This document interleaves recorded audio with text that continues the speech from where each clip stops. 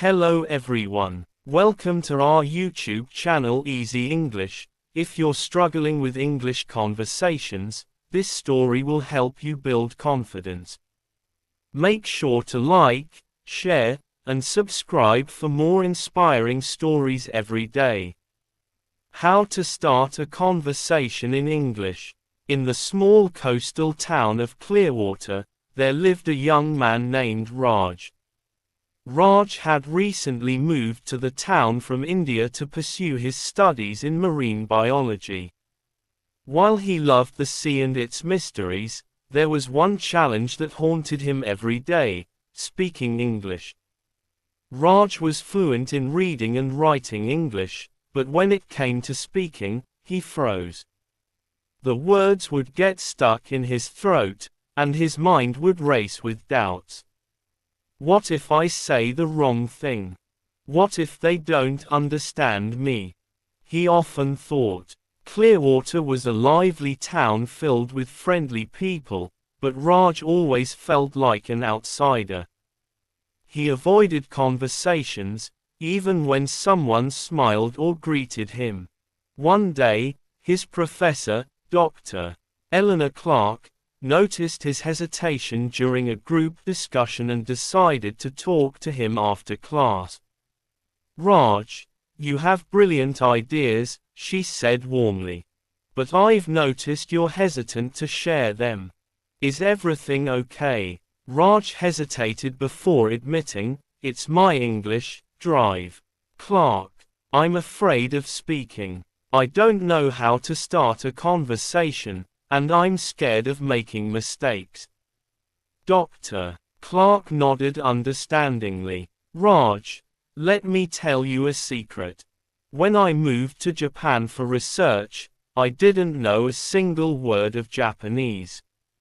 I made plenty of mistakes, but those mistakes were my best teachers.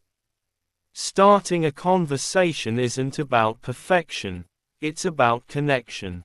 Let me help you." She handed Raj a small notebook and said, "Write this down. 1. Begin with a smile.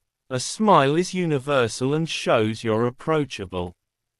2. Start with simple greetings. Words like, hello, hi, or even, good morning, go a long way. 3. Ask about them. People love to talk about themselves. Ask questions like, how are you? Or, what brings you here? 4. Comment on your surroundings. Look for something you both share, a book, the weather, or an event, and use that to start a conversation. 5. Use icebreakers. Simple phrases like, I'm new here. Do you have any recommendations for places to visit? Can open up a dialogue. 6. Don't fear mistakes. If you make one, laugh it off and move on. Most people are kind and appreciate your effort. Practice these, she encouraged. And remember, the goal is to connect, not to impress. Feeling inspired, Raj decided to give it a try. The very next day, he went to a local cafe to study. While waiting in line, he noticed a man in front of him holding a book about coral reefs. Raj took a deep breath, smiled, and said, "That's an interesting book. Do you study marine biology too?" The man turned around and smiled. "Yes, I do. Are you studying it as well?" Raj nodded, and they began talking about their favorite marine species. Before he knew it, they were sitting at a table, discussing their research interests. Raj was amazed at how a simple comment had sparked such a meaningful conversation. Encouraged by his success, Raj started practicing every day. He would greet the cashier at the grocery store, compliment his classmates on their work, and ask his neighbors about the best places to explore in town. One evening, while attending a community event at Clearwater Beach, Raj met Emily, a cheerful young woman who was organizing a beach cleanup. Summoning his courage, he said, "Hi, I'm Raj. This is my first time at a beach cleanup. How can I help?" Emily smiled warmly and welcomed him to the team. Over the next hour, they worked together picking up litter and shared stories about their love for the ocean. By the end of the evening, Raj realized he had not only made a friend but also discovered how rewarding conversations could be.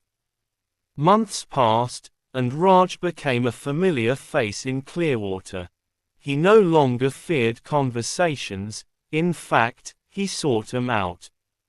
He started hosting small workshops for international students, sharing the techniques he had learned and his journey of overcoming fear.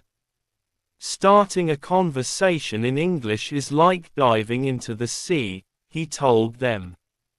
"The first dive might feel scary, but once you're in, it's a beautiful world waiting to be explored. Don't let fear hold you back." Raj's story became an inspiration for many, proving that with practice, patience, and a little courage, anyone can learn to connect in a new language. Answer: in the town of Clearwater, Raj not only found his voice but also discovered the power of communication in building bridges across cultures. The end.